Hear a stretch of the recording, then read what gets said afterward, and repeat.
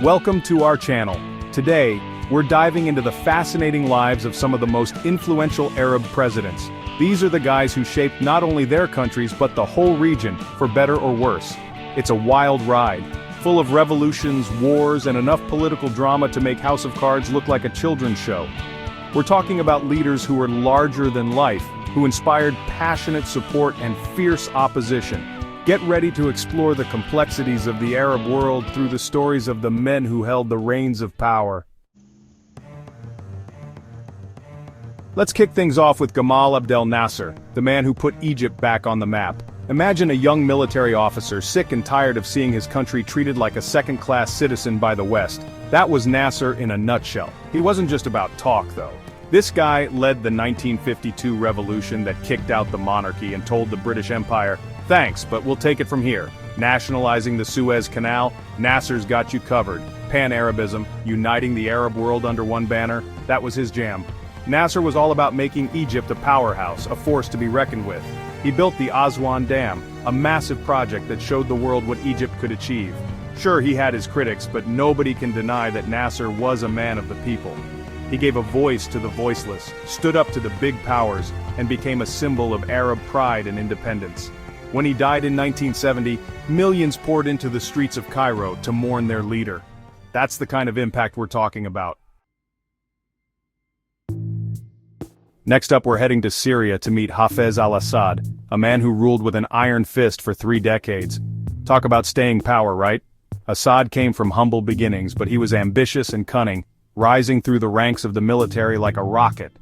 In 1970, he took power in a bloodless coup, and that's when things got interesting.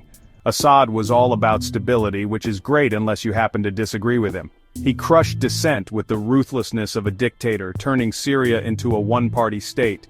But here's the thing about Assad. He was also a master strategist. He played the superpowers against each other, keeping Syria in the game even though it was a relatively small player. And let's not forget the whole Israel situation. Assad was a staunch opponent of Israel, and he wasn't afraid to throw down. He fought them in wars, supported militant groups, and basically made sure that Syria was a major player in the Middle East conflict. Love him or hate him, Hafez al-Assad was a force to be reckoned with. Now let's talk about Saddam Hussein, the man who needs no introduction. This is where things get really complicated, folks. Saddam was a brutal dictator, no doubt about it. He gassed his own people, invaded his neighbors, and generally made life miserable for anyone who dared to cross him. But how did he stay in power for so long? Well, part of it was fear. Saddam ruled with an iron fist, silencing anyone who dared to speak out against him. He was like the ultimate micromanager, controlling every aspect of Iraqi society. But Saddam was also a master manipulator. He played different factions against each other, keeping his opponents off balance. He presented himself as a strongman, a protector of the Arab world against foreign influence, and for a while it actually worked. Of course, it all came crashing down in 2003 when the US invaded Iraq. Saddam's regime crumbled and he was eventually captured and executed. His legacy remains a controversial one, a brutal dictator who brought both stability and terror to Iraq.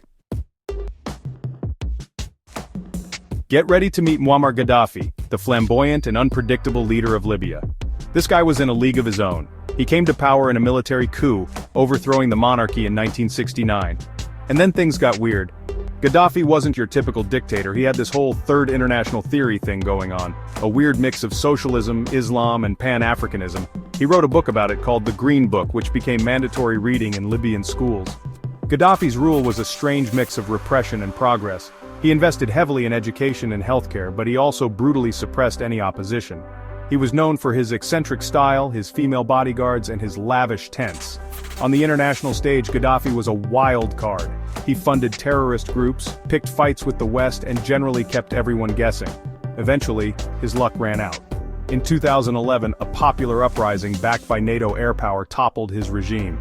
Gaddafi was captured and killed, ending his bizarre reign. Last but not least, we have Anwar Sadat, the man who dared to make peace with Israel. Talk about a bold move. Sadat came to power after Nasser's death, inheriting a country still reeling from the 1967 war with Israel. He knew that something had to change. So in 1973, he launched a surprise attack on Israel, hoping to regain the Sinai Peninsula. The war was a mixed bag for Egypt, but it did pave the way for peace talks. In 1977, Sadat did the unthinkable. He flew to Jerusalem to meet with Israeli Prime Minister Menachem Begin. It was a historic moment, a turning point in the Arab-Israeli conflict. Sadat and Begin eventually signed a peace treaty, the first between Israel and an Arab state. Sadat's decision was controversial. He was hailed as a peacemaker by some, but condemned as a traitor by others. He paid the ultimate price for his courage. In 1981, he was assassinated by Islamic extremists during a military parade. But his legacy lives on, a reminder that peace, however difficult, is always possible. So, there you have it, a glimpse into the lives of 5 Arab presidents who left an undeniable mark on history. We've seen revolution, war, peace, and everything in between. It's a complex and often contradictory story, but one that's essential to understanding the Middle East today. These were men of their time, shaped by the forces of history. They made mistakes, they achieved great things, and they left behind a legacy that continues to be debated today. What do you think about these leaders? Let us know in the comments below. Thanks for watching. Don't forget to like, comment, and subscribe for more insightful videos.